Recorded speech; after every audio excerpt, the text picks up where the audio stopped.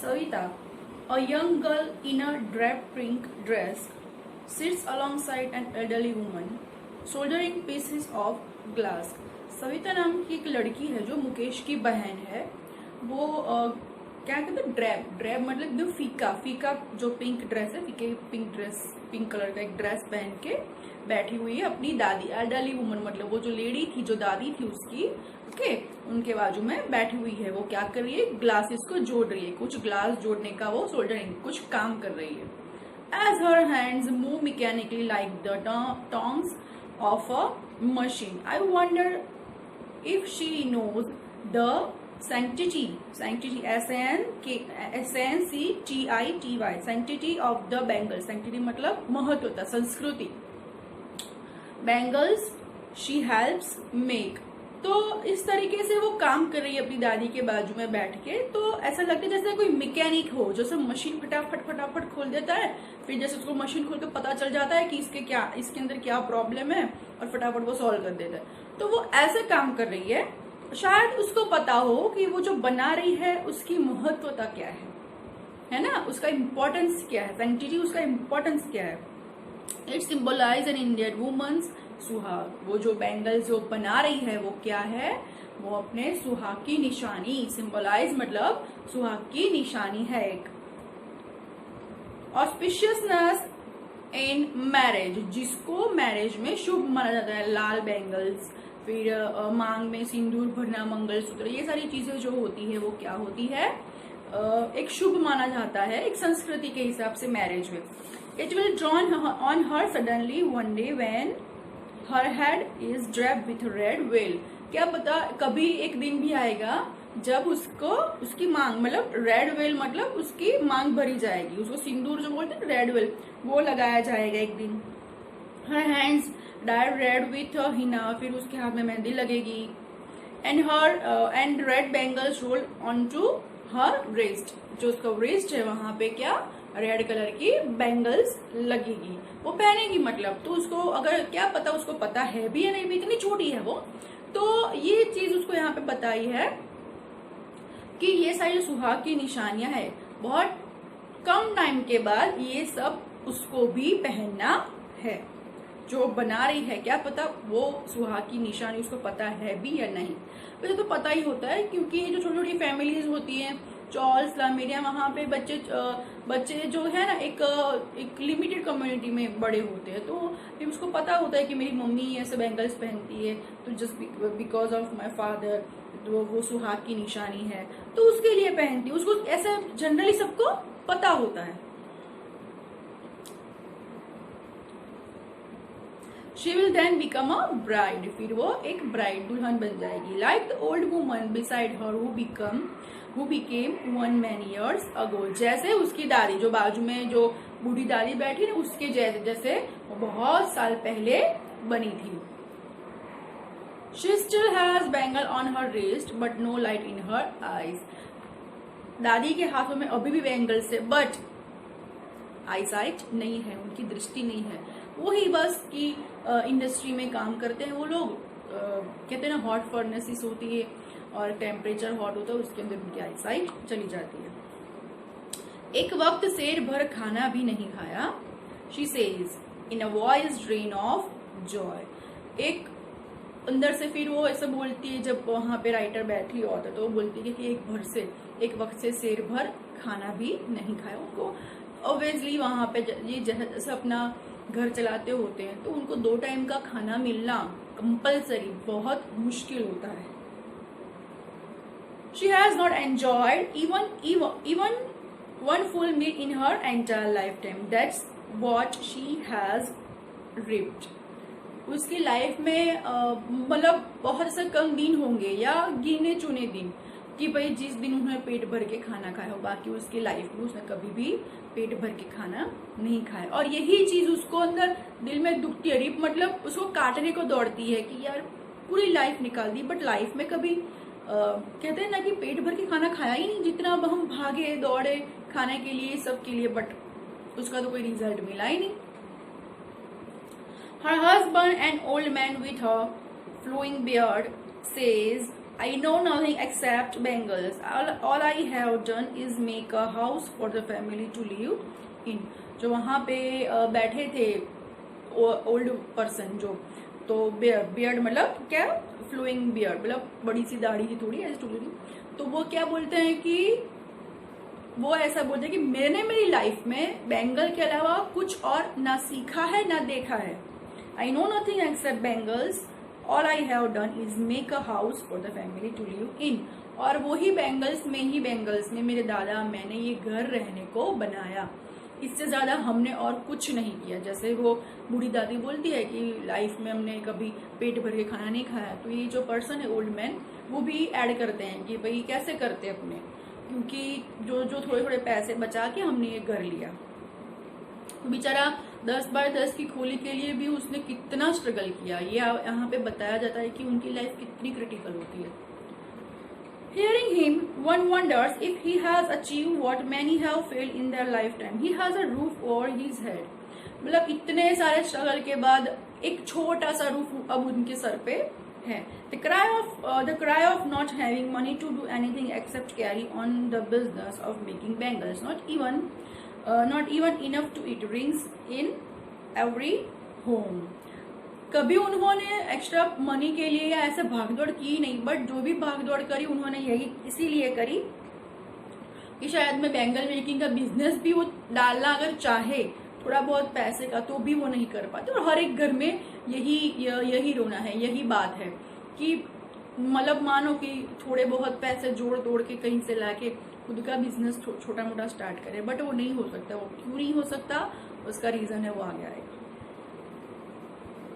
The young men echo the lament of their elders. Little has moved with time, it seems, in Firozabad. Years of mind-numbing toil have killed all initiative and the ability to dream. मतलब यहाँ पे घर घर में ये बात है, और हमारा ये जो रोना होता है उसकी जो आवाज़ है कहीं पे पहुँचती नहीं है. कितना भी चिल्ला लो, कुछ भी कर लो, फिरोजाबाद में सब चारों जगह पूरा पॉलिटिक्स फैला हुआ है.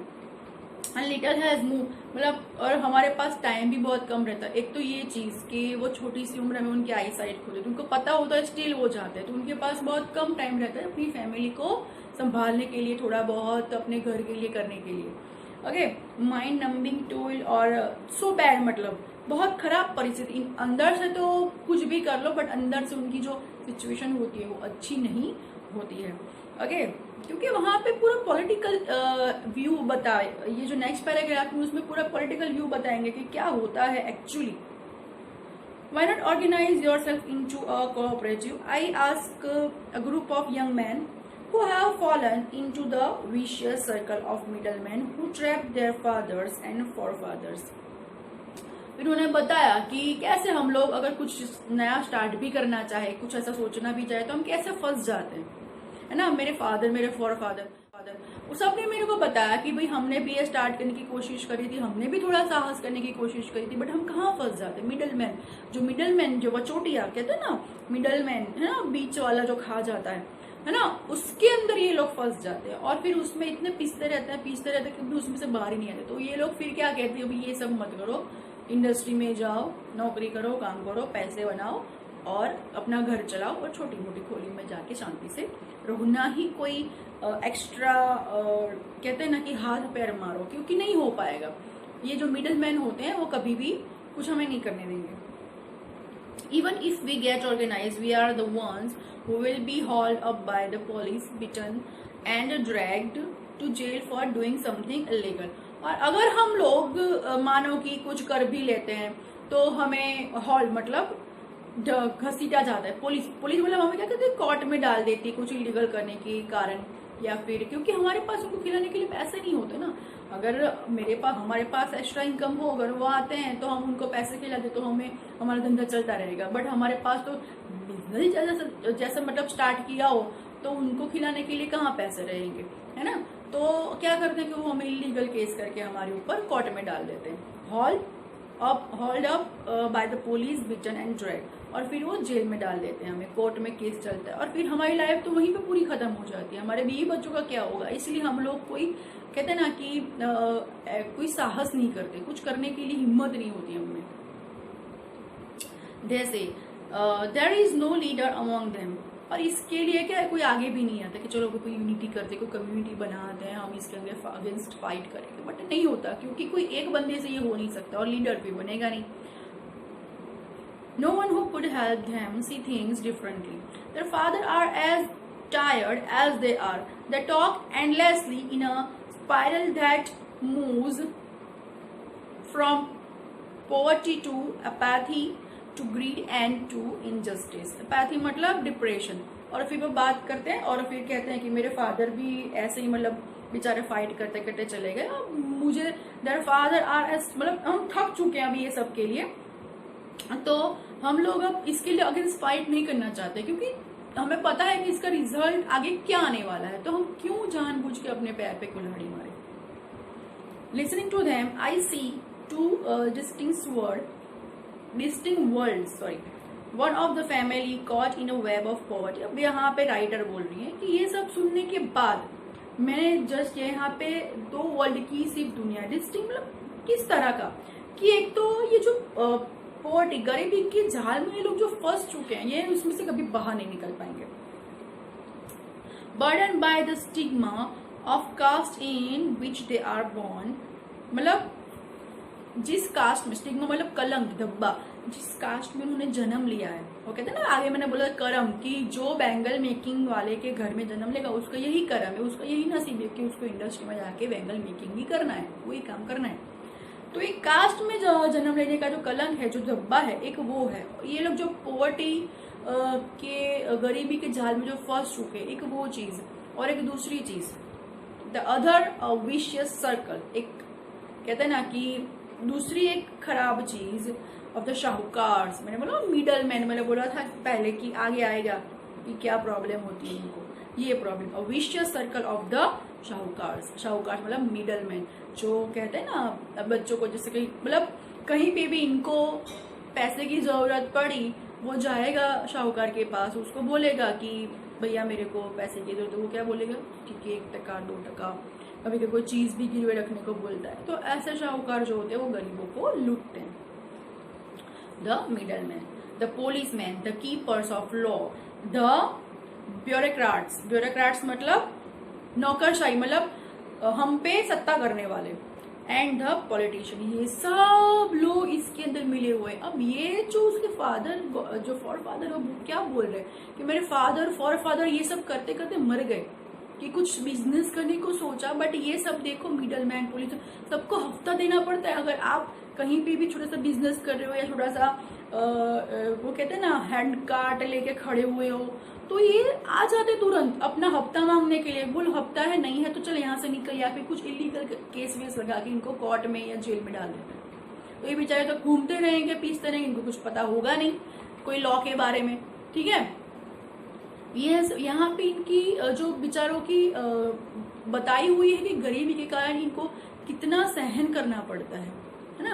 और अगर हम बिजनेस स्टार्ट करते हैं, तो हम बिजनेस में इन सबको पहले पैसे खिलाएं, तब जाके हमारा बिजनेस सेटल डाउन होगा. तो कैसे करेंगे, हमारे पास खाने के लिए 2 वक्त खाने के लिए और ये घर लेने के लिए पैसे जैसे तैसे होते हैं, तो कहाँ हम लोग ये सबको इनको पैसे देते फिरेंगे.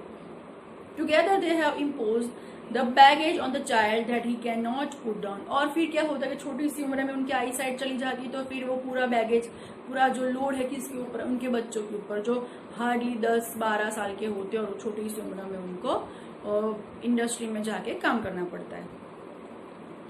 Before he is aware he accepts it as naturally as his father. To do anything else would mean to dare, and daring is not part of his growing up. ठीक है, और ये पूरा मतलब प्रोसेस चलता ही रहता है. बट यहाँ पे अब मुकेश की बात है कि मुकेश को बैंगल मेकिंग में नहीं जाना है, उसको क्या बनना था, मैकेनिक बनना था. When I sense a flash of it is if it in Mukesh, I am cheered. I want to be a motor mechanic. He repeats. और उसने फिर से जब ये सारी बात खत्म हुई, तो मैंने मुकेश के फेस पे चेयर खुशी देखी और बोला कि मुझे ये सब नहीं करना, मैं तो मोटर मैकेनिक बनने वाला हूँ. He repeats. He will go to a garage and learn, but the garage is a long way from his home. वो क्या बोलता है कि मैं गैरेज जाऊंगा और सीखूंगा, ठीक है, किसी के अंडर में काम करूंगा तो, बट गैरेज तो उसके घर से बहुत दूर है, उनके पास इतने पैसे भी नहीं होते कि वो रिक्शा या ऐसा कोई खर्च करके भी जा सके, इवन बस की भी नहीं होते। But the garage is a long way from his home, I will walk, he insist, do you also dream of flying a plane. फिर उसने बोला कि मैं चल के जाऊंगा। तो फिर ये राइटर ने पूछा कि ठीक है, क्या तुझे एरोप्लेन प्लेन उड़ाने में इंटरेस्ट है, ड्रीम है तेरा वो। फिर सडनली साइलेंट, फिर वो साइलेंट हो गया, फिर बोला नो, ही से starting at a ground in his small murmur. फिर उसने बोला नहीं, मुझे मोटर मैकेनिक ही बनना है, मैं जमीन से जुड़ा रहना चाहता हूँ। और धीरे धीरे बोलता है कि नहीं, मरमर मतलब अपने आप अंदर ही बोलना कि नहीं, मुझे ऊपर नहीं जाना, मैंने जमीन से जुड़ा हुआ ही अच्छा हूँ। In his small murmur, there is an embarrassment that has not yet turned into regret. He is content to dream of cars that he sees hurtling down the street of his town. Few airplanes fly over Firozabad. Okay, so यहाँ पे ये lesson खत्म हो रहा है। और जैसे हम लेसन खत्म होते हैं तो उसके जो क्वेश्चन आंसर है वो आपको लिख के लाने हैं, मतलब लिख लेने हैं अपनी इंग्लिश की नोटबुक जो भी आपने बनाई है उसके अंदर। ठीक है, तो मैं उसकी जो फोटो है कौन कौन से आपको लिखने है वो मैं आपको फोटोज भेज दूंगी। ओके, और हो सके तो इसकी नोट्स भी लिख लीजिए। Thank you.